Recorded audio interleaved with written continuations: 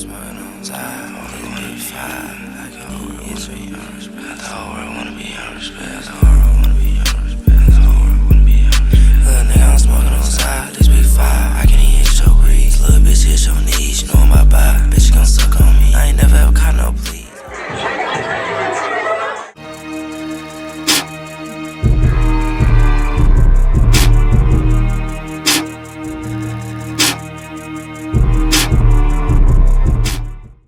Like niggas think they about to just go to the ice cream parlor. Bro, like 50,000, not 50,000, 5,000 people just, whatever. Like, everybody see the outside looking in, it's all cool, but they don't realize there's gonna be a lot of anxiety and shit that comes with that shit, bro. I was thinking like, damn, bro, y'all really like, really learning, and it's like I really go out in public, and it's like, I know you from YouTube. That shit is, but it's like I watch people who I watch on YouTube. Like, I wonder how y'all feel. It's definitely good, cause it's like, you know, I'm known for what I do, not for something that like I done did. Like what I want to be known for is what I'm known for right now. But it's just like a different feeling. Like it's a different feeling. I can't explain it. And bro, like that's another like. I'm happy you said that, bro, because like that's like a low key one of the main reasons why I wanted you to like. Why I was so pressed on doing this interview because like I feel like a lot of people know me like as a football player. Mm-hmm. Like don't get me wrong, that's what I did my whole life. But it's like I feel like a lot of people never got to see this side of me for real. The music side of me, like they always see the 10 that's dancing, but they never understood how much that shit connected with me type shit. It's like. With this music shit, bro, it's like this shit, I'm damn near gonna say it like this, it's like my lifeline, bro. So it's like, I really want to start with everything, what I'm doing, people understanding that, like, no, I didn't just leave school just because I thought I could do this. Like, this is something I always knew I wanted to do, even since I was a kid type shit, like, on all my papers, like, nigga, I ain't writing the NFL, and if I am writing the NFL, I'm using it like, I'm using the NFL to get to where I want to be, to have a status to where when I switch over, They not, oh, who is this? You already knew me. You already knew me dipping and dabbling my hand into that. So now just with this, especially like with this shit I'm trying to do this summer, like the parties, music, all of that shit, bro. I'm really just trying to show people a different side of me. The other day, I had a conversation with my brother who got me into this camera work. I was like, bro, if I never picked up a camera, I wouldn't be who I am today. I wouldn't have did none of the shit I done did in the past about 4 years. If I never picked up a camera. And it's this one little thing changed so much, and then like you said, you try to get on with the parties and shit, bro. Them parties is crazy, bro. Like that shit has changed everything. No cap though, bro. Like it's to the point, bro. Like everybody know I'm not going to them party if I'm not recording that. If I'm not vlogging, I ain't gonna be there for real. Straight business. Motherfuckers think you there to have a good time. Yeah, you probably there to have a good time, but at the same time, nigga, I'm trying to record this content. Like, if it ain't about content, I ain't trying to do it.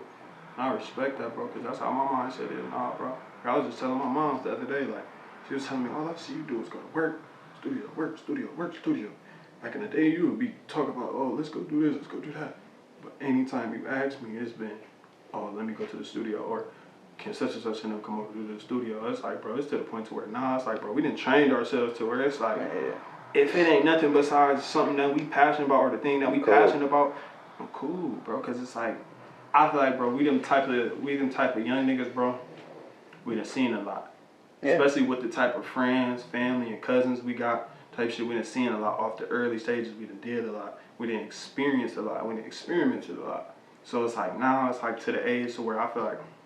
Now, like just like we was talking about earlier, where we really got that independence to really do the shit that we want to do, branch off to go try new things that we want to try. We not in that mind state of, oh, I'm trying to go party, oh, I'm trying to go drink, oh, I'm trying to go fuck up such and such. Like, yeah, we got them thoughts sometimes just because of how much we working and shit like that. But bro, if it ain't about what the fuck we want to do and how we trying to benefit our futures, I don't be seeing niggas on too much of that just hoorah, partying and shit. And it's like it's crazy though, cause like if I'm out, and I think people have grown to like if I'm out, I'm most likely probably vlogging. Like most of the things I do is to make sure I can record this. Or like when I go out, I'm probably gonna go out of town in like June. That's most likely gonna be a video. Mm-hmm. I walk trails. That's probably a video.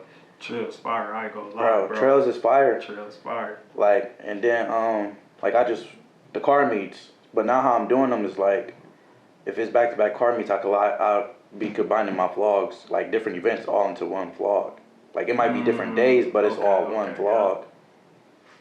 But I ain't gonna lie though, shit. Sometimes even kind of start spreading them out. Like when you doing, you about to go do a car show meet, do like a little regular day in the life in the beginning. So you can like for them days like when we was talking about like a couple months ago when you feel like you ain't got no content, you just got shit stacked up in a vault.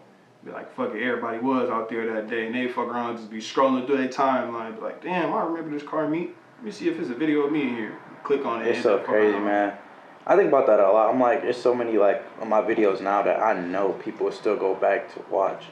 And it's like, and I know that because I done seen it. I randomly be scrolling on social media, not like how you have your intro. And I'm like, damn, that's me. I did that. Then I'll be scrolling on other motherfucking social media and randomly just see a party video. Damn. Sometimes I be forgetting, like, they didn't, few of the people, like the recent parties I done did, I know the clips, I know it's me, I know my work. I know that's why these views are still going crazy. Everything's still working. I done made so many memories, because it's people who didn't pass and people who, you feel me, then got caught up in some shit that these is what we have. And I done created these memories with these people for real. And I done also got to talk with so many people who you might not know. Some of these niggas is the coolest people ever. Right, but from the outside looking in, the motherfuckers that painted such a bad picture on them, it's like, it's hard for people to even understand that. And that's another thing with the interviews is like, I really want y'all to see, like, these people are not who y'all think they is. Like, these are just genuinely cool people who just trying to make it out whatever current situation they in. And I feel like, bro, a lot of things, like, and this why, like, I feel like I got into this shit. Just because, bro, like you said, a lot of people don't understand people for who they are. So it's like, I feel like sometimes, bro, some niggas therapy be when they can talk on the mic or can talk in front of a camera type shit. So it's like, I never wanted to try to make people feel excluded from this shit especially once I get the ball rolling with this shit, because this shit is a therapy for me. Mm-hmm. This shit, that's like recording is probably a therapy for you type deal. So it's like, I don't want nobody to feel like when they coming into their therapeutic place or a place they feel like it's therapeutic to them, it's gonna be an off vibe or I make you feel some type of way just because of something that you done did in the past or something that happens, like, you feel me, because how I feel, bro, a lot of these niggas done put themselves in situations that don't even involve them. So which made shit harder for them in the future to win. A lot of that shit that you put yourself into ain't there no more. So now you really want to try to start doing certain shit to really better your life or stepping into your passion and shit like that, but you can't because you do put yourself in a situation to where you automatically thought one way about a person and the whole time it was a whole different thing type deal. So it's like, with this, bro, that's the main thing I really want to just get across. Like, I don't give a fuck who you is, I don't give a fuck where you from, I don't give a fuck who you rock with. Like, if you genuine, you able to really do business and really just is a creative mind and really just like to work, bro, I would never deny nobody that shit, or I would never not want to work with nobody who is like that type deal. I feel it. What made you, like, now that you done really got into the, like, producing shit, what made you, like, click on, like, let's really lock in on this? Last year, around the time when I first left college, it was like probably like my first month or two in college. After I left college, I was with my nigga Stack. I'm gonna be 100. My nigga Stack, he helped me a lot with that shit, bro, because I realized, like, I always knew it was something I loved, but I never knew how much I loved it until I put myself in the situation to do it. And he was one of them people who helped me put myself in them situations type shit, like off the early stages and shit like that. Shit, he helped us get studio sessions for free and shit like that. Now I got extra time. I'm in the studio. We lock ourselves in the studio for 10 hours. Now I got 10 hours of really trial and error throughout that whole period. And the more I really just started learning, instead of beating myself up when I didn't know something, and really just embracing it, like, okay, this is something new. You're gonna have to learn something new every time. And when I really just started embracing it and really just started picking up on certain shit and really just noticing like, okay, this shit is something I can really do and I can really pick up on this shit, especially if I'm doing certain shit niggas picking up in 2 years that I'm picking up in a month. And it's like, okay, I know I got some talent with this shit. I've been around it my whole life. Now it's a situation where it's like I gotta just start trusting myself more than I'm trusting what I'm used to type shit. Let me go right now. Alright, go ahead. I look cool on there, I don't look rough. I know it's gonna be some biddies on there looking at you. Nah, you good. Alright. Yeah. You can re-ask the question if you want to, because I feel like I sped up my answer a little bit trying to get up. What made you start hosting parties? That's what I want to know. Man, truthfully, it was to make some money in college. On some real nigga shit. Like, my first event I hosted was my spring semester of my freshman year. I really ain't want to ask my parents and shit for no money because I already knew, like, how shit was type shit. So I just made a way for myself, for real. My first booking, I got into a 21 over bar, right? 10, 15 minutes away from our school. And shit, that night, I had that bitch shaking. Like, I had one of the littest nights of that year. So after that, I'm like, fuck it. Like, I see I got some talent, or I'm not even necessarily talent. I can do something. I know how to put a crowd together. So after that, came back that summer, and we hosted another party, icebreaker for all the colleges in our surrounding area, and that bitch, body rock.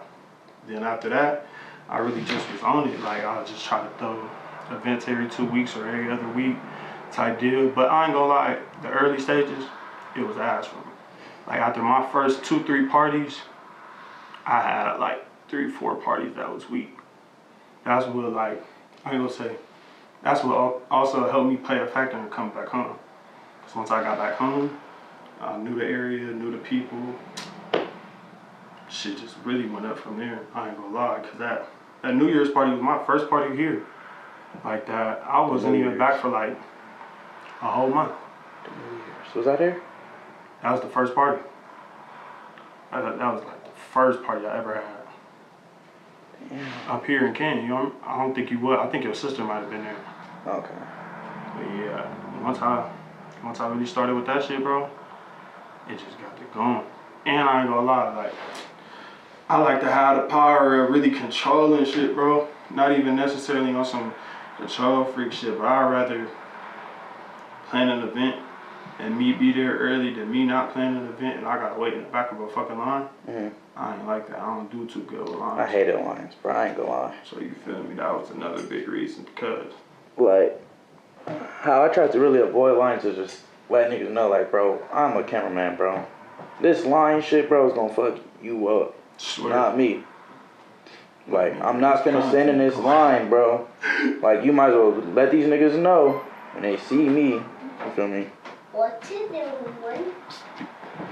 You recording? Go downstairs. Oh. You can go back in a minute. My bad. You good. But that's my little sister. I'm already knowing. But, like, I just try to tell people, bro, I'm not waiting in these lines, bro. That's why, like, when you have parties, I'll text you, like, bro, I'm pulling up, and I'm letting you know now, bro, like, fuck that line. That line, fuck that line, bro. No cap, bro. I don't even like have my people wait in lines. Like, that's why I tell my people, like, whenever y'all close, let me know. Like, Cause I let security know, hey, I got such and such and them coming. This is what they look like. So when they come up, just let them through type deal. like, bro, fuck that, fuck waiting. Cause I wait too long, man, fuck it, bro, I'm going back home. So I got them out of there. I don't even want to party no more. That bitch can be the best party of the year. Like, bro, I hate waiting, especially if it's cold or too hot, bro. Man. Too hot, I can wait in heat. But if it's cold, I can't. My hair be on my neck, and yeah, you right. I'll be like, man, let me get up out of here, bro. You right, them But that's why I let people know, like, I'm out. All right, I'm pulling up. All right, I'm outside. That outside mean, nigga, when I get to this door, these niggas, oh, we know who you walk straight in. Oh, bro. that's the camera, bro. He good. Come on. Man, that shit over with, bro. That line should just be ass. No, for real though, bro. But Is you working as a producer? Are you helping anybody work on the album? As of right now, no. I'm really focused on trying to do my own little tape. So I got like a tape I want to drop for summer. It's called 104 Days of Summer. And it's basically like one of those type albums where it's like it give you that 2016 type feeling, 2020 feeling like you just being young, turned, really enjoying life, not worrying about what's going on tomorrow or what's going on with this person or if this person still want to be cool with me. Like, it's one of them type albums where it's like I want to feel a high energy. Like, I want to bring back quality twerk songs. I want to mix genres on there. Like, I got like a dude who do country type deal. I want to throw him on the track with a rapper and really just mix some shit up. On some damn Hulu, Dirk do that song. Morgan Wallen. Morgan Wallen, yeah. You feel me? Really just switch it up. Like, I feel like in my year and a half since I started producing and engineering, I've been dedicating a lot of my time to a lot of people, which in my job and line of work I'm supposed to do. But now it's like I really want to step into the part of the producing and engineering that I feel like I fell in love with, and that's finding the diamonds in the rough, finding them artists that not too many people listen to, but now you hear this song, now everybody listening to them, type deal. So it's like, so to answer your question, no, right now, the only project I'm focused on is my own, 104 Days of Summer. Like, who do you look to for inspiration? Like, that makes sense, or you want me to break it down? Yeah, break it down for So, like, for example, me as a cameraman, when I do like music videos, I'll record a music video and then I'm gonna sit on it. But the reason I'm about to sit on it is because I'm about to watch like V's, Baby Smooth, Rio, and all of them. I'm about to watch their cameraman to see what they do, what the effects they use to give me inspiration on how I want to make this video hard. Alright, yeah, shit. I watch a lot of Jason Cheese Goldberg. That's NBA YoungBoy's engineer. Mm-hmm. Especially like when I do a lot of mobile recording. So he a big inspiration on that to help me with like certain things to help my sound quality, certain like workflow processes I can go through, especially since I'm not in your typical studio area, because sometimes I didn't record it in shit, bedrooms, motherfucking office rooms, all type of different shit. So each environment got different sound textures and shit. So I really just be watching him really break down certain things I can bring acoustically, certain mics I can get, certain just different things I pick apart to really just improve that sound quality wise.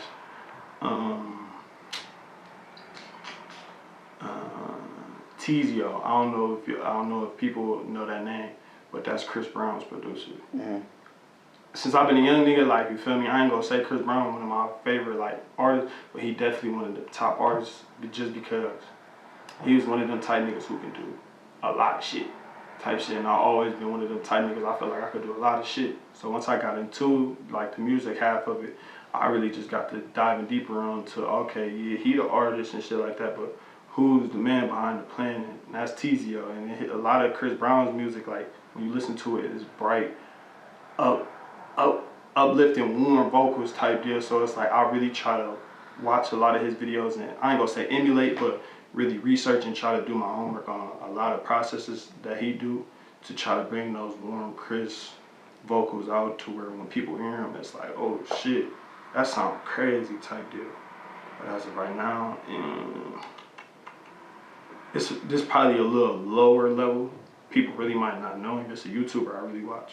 His name Mixing with Macro, New York dude. I'm talking about in my whole journey of learning, producing, and engineering off the rip. That's been my main go-to, just because I feel like we kind of on the same level, but he more established into like, he got more connections, he got more, a little bit of that.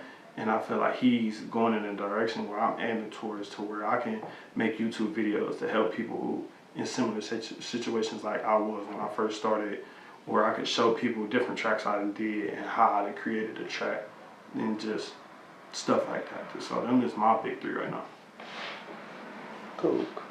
Cause like last night, for example, I got a big TV in my room, but it's just me. I'm high, I'm listening to music, but I texted my mans, I sent him a song. He didn't say shit about the song at first. He strictly said, bro, these edits is crazy. And then I thought about it, I'm like, damn, you just made me look at this song completely different. Swear, bro. Like, I didn't send you the song to look at the edits. Because the song was fire. But he was like, nigga, this nigga, whoever edited this. And then when I really sat down and just watched the whole cuts and everything, I'm like, damn, I gotta really like, I think I changed artists of because usually I look at V's videos. V's videos is like hard as hell with his effects. But I think I'm changing artists now. Because instead of I stopped shooting music videos for the simple fact that they all got the same. Everybody damn near got the same type of I know the locations, same locations for real. So it was like I wanted to change up, but now I want to shoot VHS. I want to shoot my VHS. I want to shoot on tour. Like I want to let's go out of state for a couple of days, do all these different things, but it's all for this one music video. Fact. Yeah, that's fire. I ain't gonna lie. Especially like, bro, I feel you on that too. Especially now that I'm really learning, because now when I listen to music, like yeah, I'm listening to what the artists say, but now the more I've been learning, like the artist is the star, but he's not really the star. So the more I listen to an artist, just like how you said, you would listen to V's or somebody like them. Like now, before I even finished the whole song, I'm down there looking up the producer and shit like that, and the process and shit he go through. So now when I'm listening to the song, now I'm pointing out certain effects and shit I hear in there. Oh yeah, that nigga used the meta flanger on that part of the song.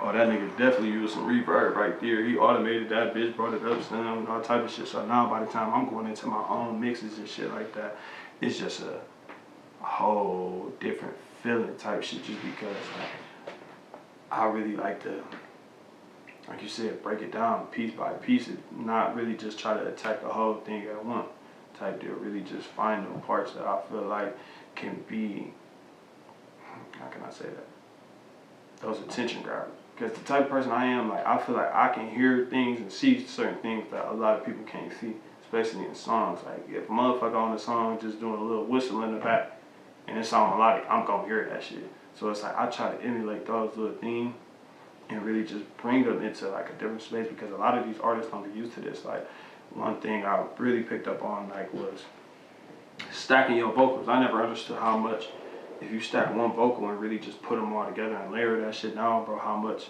of a difference vocally it can make your shit sound. And so I watched one of the engineers, and then I tried it with one of the artists. They talk about, I ain't never did this before, and then we did it on a part, and they heard it, like visibly heard the difference. I'm like, you feel me? So it's just like really just learning those little things and just picking up on those shits, bro. I feel like minor things always accumulate to major situations and major helps in the end. What's some of your the biggest fails, like some of the things you failed hard as fuck, but it was also your biggest lesson that helped you become better? I wouldn't even say it's a fail, because I don't look at stuff like Let me not say fail. What was your biggest lessons? Yeah. Let me not say fail.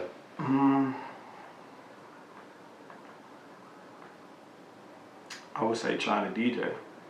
I feel like it's something I will pick up again later on in my life, but I feel like when I try to pick it up, it's what low-key killed a lot of things for me, but also clearly showed me where my passion was. Because I had a friend who was, when I was in college, he was a DJ, so I used to just go to his room and just like mess with the equipment sometimes and shit like that and just chill. So I'd just be up there and shit like that, and the more I was messing with it, the more I was trying different things. Like I grew a love for having the control of, all right, I can do this to this song, I can make this sound like this, I can do this, but I didn't like the process of not knowing what the fuck I was doing. And that's what really irritated, because me, I'm a person, I love uncomfort. Like that's how I feel like I thrive the most, when I'm in uncomfortable situations. But it's like that level of uncomfort for me was like I felt like I was slow as hell when I really knew what the fuck I was doing type deal. But it's like once I went through that little trial and error process, because that's something I always really wanted to do. I always wanted to be a fucking DJ at the motherfucking rave parties and shit, really having them bitches shaking. So once I realized like, all right, that's something that you probably ain't the best at right now, but it's like you see where your heart is with the music. Because once I did that, that's when I ended up getting like kicked off my team, and I really had to just do like background duties because I got in trouble.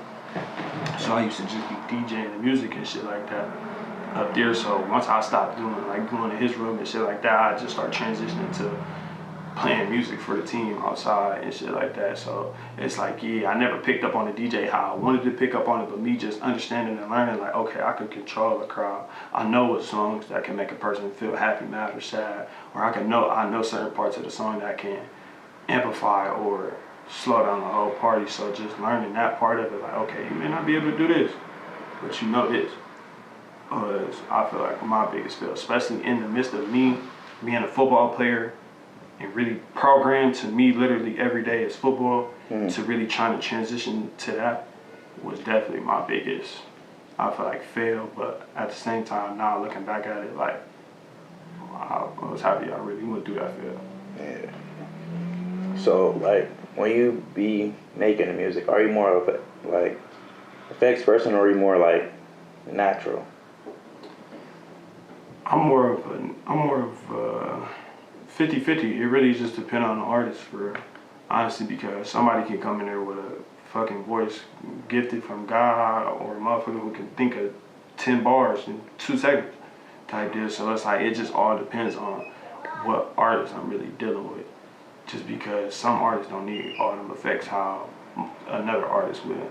Because sometimes, I ain't gonna lie, just me learning it, like sometimes a nigga will say some fucking bullshit on the beat, but a nigga will put an effect there just to cover it up and make it sound like it's harder than what it is type deal. So it's really 50-50 for me on that one.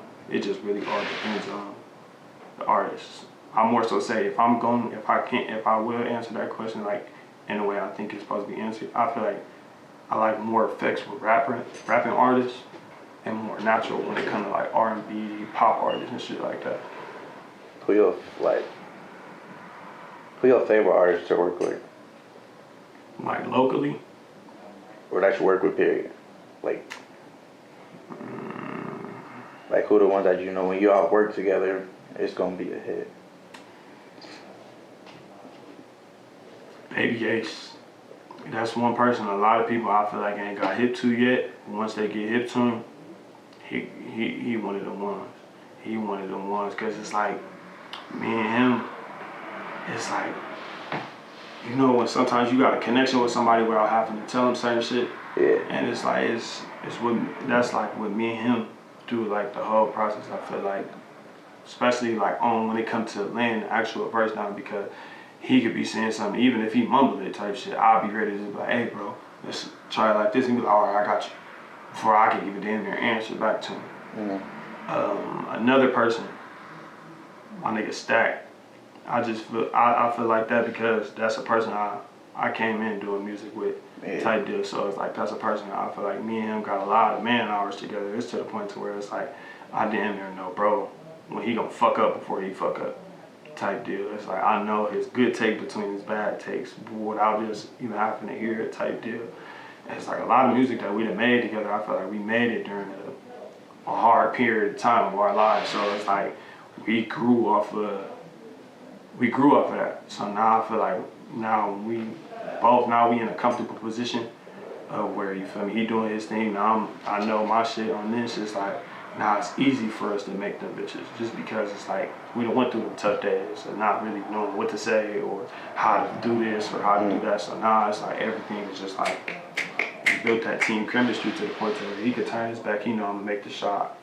I could turn my back and know he gonna make the shot when it come to that.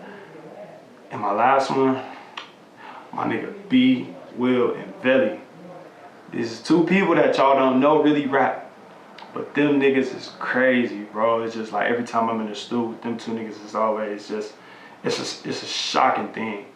Just because like them 2 niggas I've known for a while, I never knew them as rappers just like they ain't know me as a producer, but once we all get in the booth and we really just be sitting there and creating, bro, it's really just one of those processes where it's like iron sharpens iron, fuel in the fire type deal. It's like everything just seemed to click from the flows to the beats to everything, and it's like it's always a genuine fun experience. It's never not a session with them where we not cracking a joke, we not laughing, we not having fun, even through our fuck ups and through the points we get mad. Like we always gonna find some way out of that situation to laugh or have fun. So yeah, I feel like that'd be my last one. What's the for the people who never seen nobody make music or like seen that process of making music? What's that process like? Explain that process, cause I've seen it. Like I said, it really kind of all just depend on what artist you dealing with, because sometimes you can have an artist who can come in a booth and the niggas have a beat and it literally smash through that beat in 5 to 10 minutes. And sometimes I done had sessions where, bro, we didn't literally spend 3-4 hours literally on the damn near like the hook and the first verse type deal. So it's like every workflow is different, but the type of workflow I personally like with all artists is artists that come in and really genuinely like to take their time for real. Like that session where it took us 3 hours just to make that hook and verse, it was like, yeah, it took us that long to make that, but I feel like that was probably one of my highest quality songs, just because of how much that person took their time, how much they made sure their clarification was there, made sure they hit the right pocket, and made sure I was mixing and mastering the beat to the right levels and shit like that. So it's just like, I enjoy more sessions like that because we really taking time, we bouncing different ideas off. We not just going with the, oh yeah, da-da-da-da-da-da, oh yeah, that's hard. No, da-da-da-da. That's hard, but I feel like you can come up with something better. And now that's making them think better and think in a more of aggressive way. Now when they come back with something, it's a whole different flow, a whole different feeling.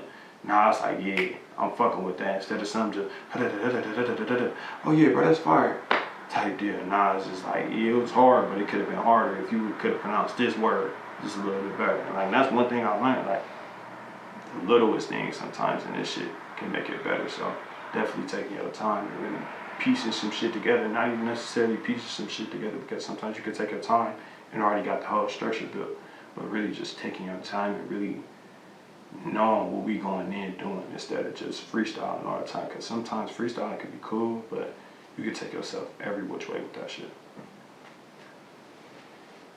So like how you said, the harder verse, but you was like, damn, you come back hard. You ever like produce something and it came out and you was like, damn, that could have been harder? Hell yeah, for sure. I ain't gonna say which artist it was, but I definitely feel like it was a few. And it wasn't even on some, oh, this was ass, but just me, like how I am, I see people's potential. I know a lot of people before they even got into some of these situations they in, so it's like, I expect more sometimes from people than others expect from them. So it's like, it may not be asked to them, but me just knowing your potential and me knowing who you are and what you can do, it's like, yeah, I'll be feeling like that sometimes. Cause like with me, I had a few videos where like them bitches dropped. Yeah, them bitches hard, but I'm like, bro, I could have did so much better. But then it like, sometimes I'll be overthinking. I'll be like, man, that bitch is hard, bro. Like, believe, like, just know, like, that bitch really hard. But I be telling myself, like, I could have did something different. But then, like, everybody else's opinion, like, nigga, this shit crazy. But to me, because I know me just as a person, I know I got so many ideas that just run through my mind every single day. I could have threw different effects on there that I probably at that time I wasn't even thinking of. For real. Shit though, no cap. And it'd be like another reason why, like, I feel like being patient sometimes is like, when it take me 2-3 days to mix a song is because like I feel like different days give you different ideas. Yeah. Type deal. So it's like sometimes I don't rush to throw you back that song because I know like, all right, yeah, this bitch hard, but like if you give me an extra day, I could have made this song. Like Whitney Houston song, that bitch or some shit like that. It's just like really just knowing together when something is ready instead of one party be like, all right, yeah, that's good, and one party, I don't know how I feel on it. Like I feel more comfortable when everybody is on one stable ground than one person 75, 25, and everybody else 100%. Cool. Damn. What's like? You got anything coming up besides, like you said, your tape coming up? You got anything besides that like people should be looking out for? Yeah, I got a few events, not only party events, but I got some music events. Right now, I'm in the midst of really trying to create a platform for our tri-state area for real, because I feel like every place that's starting to really just go up, they really got a source to where they can come back to, or they got somebody reliable they can know that's always gonna be there to post their music or something like that. Just like how I don't know where Say Cheese in from, but Say Cheese got, you feel me, they area.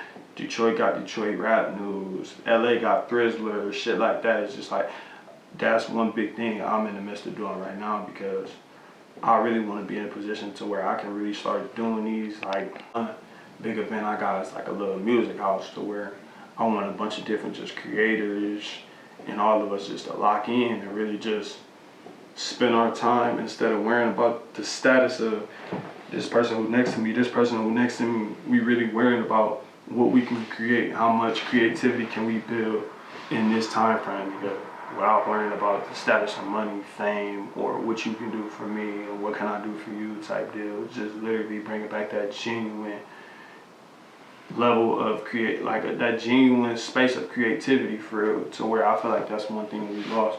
So like that's one big thing that I got planned for this year, is really creating like a platform for our tri-state area to where we can start pushing them artists out, and content creators, like everything. Like I don't even want to just limit it to artists. I really want to be in a position where it's like if somebody got a dope ass soul food restaurant, they can come to us and be like, hey, we want to get some promotion for this, woo. And we able to help y'all business, not just generate a few followers, but we actually bringing people to y'all business.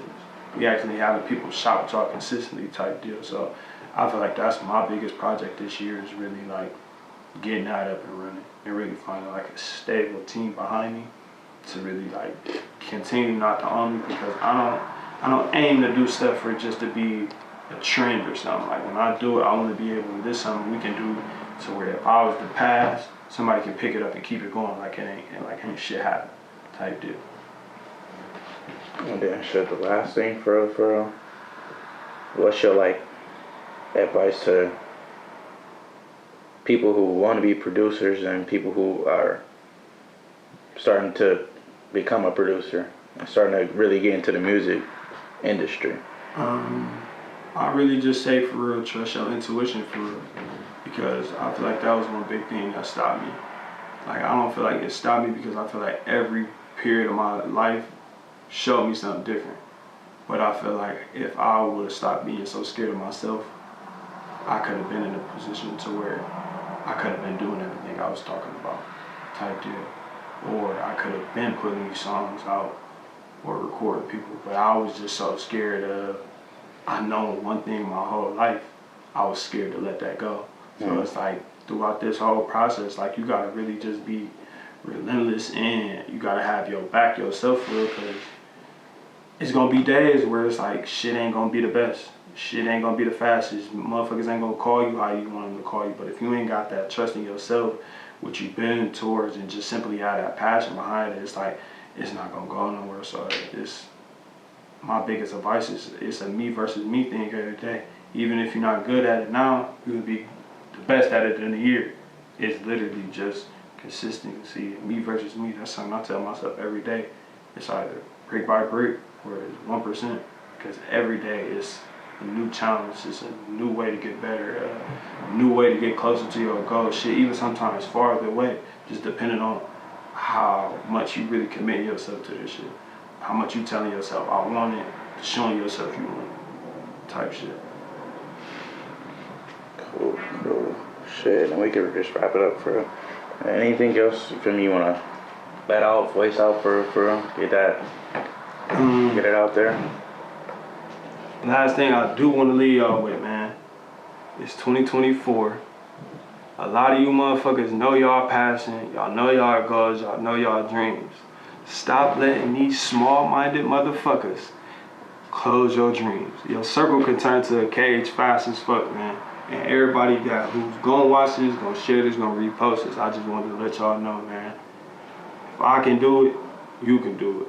If they can do it, we can do it. Simple as that. Like, let's put all that bullshit behind us, bro. I ain't no Dr. King, I had a dream ass speech, but I feel like, bro, our city can be something great. We just gotta start taking sacrifices and really just building together for real. And it's like, I can't do it by myself. Bro can't do it by himself. So it's like, we gonna come together with this shit, with or without y'all niggas. So I hope y'all here. I hope y'all on the journey, cause shit, at the end of 2024, we gonna be somewhere great. We gonna be living life and fucking hoes. So Hey, look. Party A. Look, last party, somebody fell out the window. Oh, that was your party. Yeah, you feel me? Then the party after that, somebody broke a table. Really? Oh, shit. Nah, this party, they threw up. I think I'm 3-0 at the crib, But bro. I mean, like, if they do, we can still keep going. we can, but that it's stank up in there. Oh, for real? Oh, you feel me? So what's the move now? It's too- Wait, they threw them on the floor? Yeah, they tripping. Oh, yeah. Bookie and them can't handle So that what's liquor the in move there. now? You feel me? Get my nigga on there. This another one of my hosts, man. Oh yeah, I told him it's time to sweep the floor. Nigga, We had a motherfucking Hey, hold on. nigga. best Halloween party We in done turned motherfucking city, nigga. And if you ain't come, you dumb as fuck, Let me nigga. just clear this out real quick. You missing out for sure, nigga. We about to